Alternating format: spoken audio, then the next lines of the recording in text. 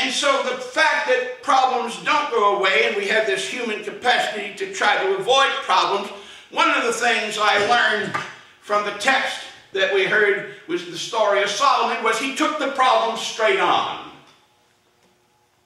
There is only one way, Rollo May said in his book on the meaning of anxiety, which is an excellent text, and Mary Mixer told me that he preached here back in the 1940s, Rollo May.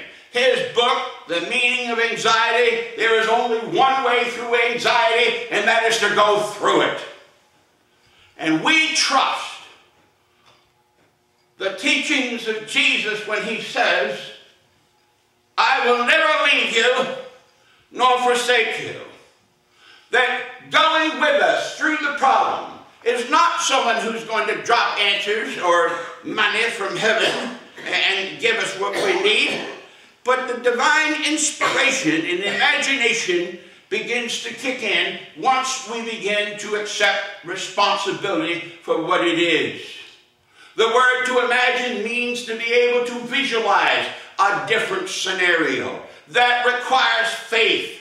Are these words starting to become familiar to you? Faith is that which we don't see literally, but it is that which we can see looking ahead by imagining a different reality.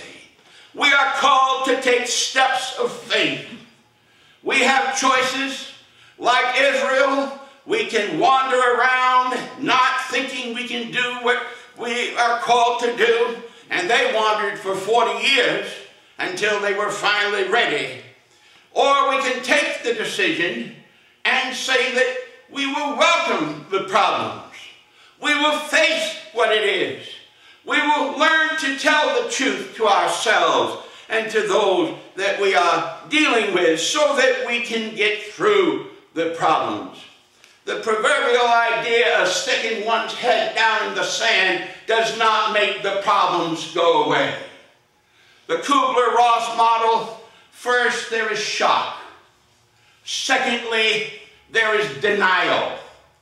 I don't have a problem, or it's not my problem. This is someone else's problem. Well, in certain cases it may be, but from shock we easily go into denial. And then in the Kubler-Ross model, there is anger. Have you ever figured out that something dumped on your plate was not going to go away?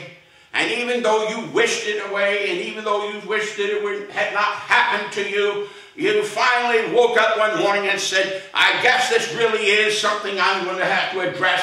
And you discovered that there was a reservoir of anger within you because you're having to deal with it.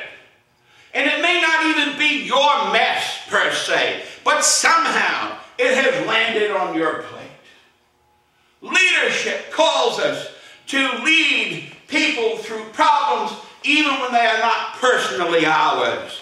Leadership calls us to have a vision to help people in problem solving. Einstein's quotation when he commented about his prize was, it's not that I am smarter than everyone else, I just stick with the problems longer.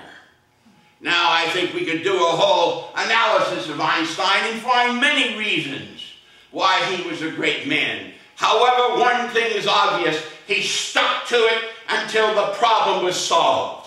Many times people begin solving a problem, but then they run into a difficulty and they say, well, I can't handle this anymore, and just fall by the wayside.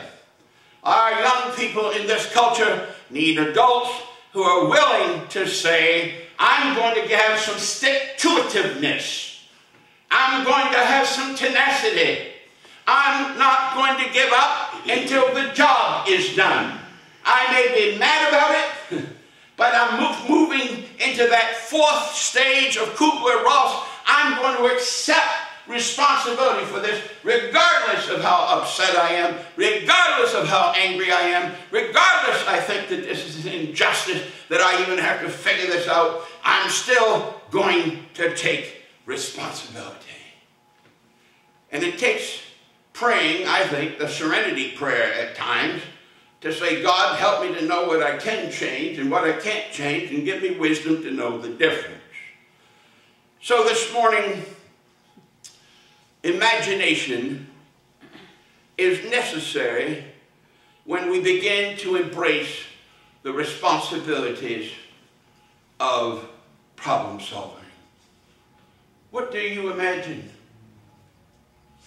Where can you go with this? Often we think worst case scenario.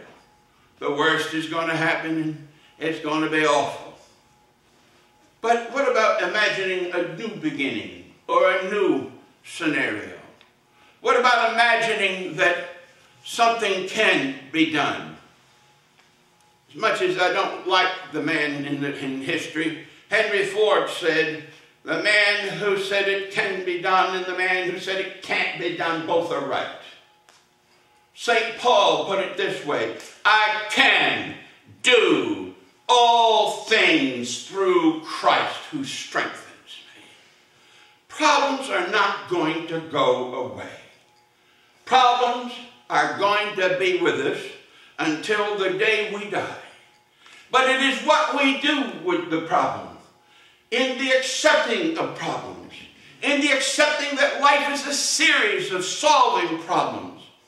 And rather than wallow in why me, as many great characters in the Bible did, I can imagine seeing Solomon on the throne looking at this question saying, oh brother, why me? Why do I have to decide? But yet in the moment, some sense of inspiration and imagination gave him an answer, and it was the right one.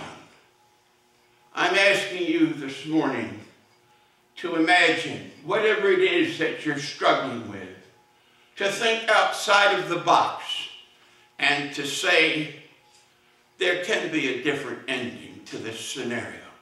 I don't know what it is that you're challenged with this morning, and I will tell you there are no magic bullets or quick fixes, but I do know that as we stick with whatever it is that we're facing, that as long as we take the time and work at it, eventually we're going to get through to the other side. Think of all of the great scientists. Think of all of the great inventors of history. You know, Gutenberg wasn't the first person working on the printing press in his day. There were many people working on building a printing press, but he got done first. There are things that are going on in laboratories in our nation today that are beyond belief. Beyond belief. Scientists at MIT creating a car that can fly. It almost sounds like something like out of Tom Swift's novels from 100 years ago. I mean, incredible stuff.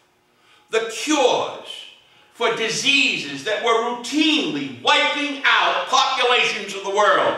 But someone stuck with the problem. Someone said, it's my responsibility, and someone got the job done. We are called to be problem solvers. So may God help us to use our imagination, and whether they are personal problems or family problems, or whether they are social problems that we are concerned with in our world, let's take responsibility and say, give us, oh God, the imagination to work through these problems. Amen.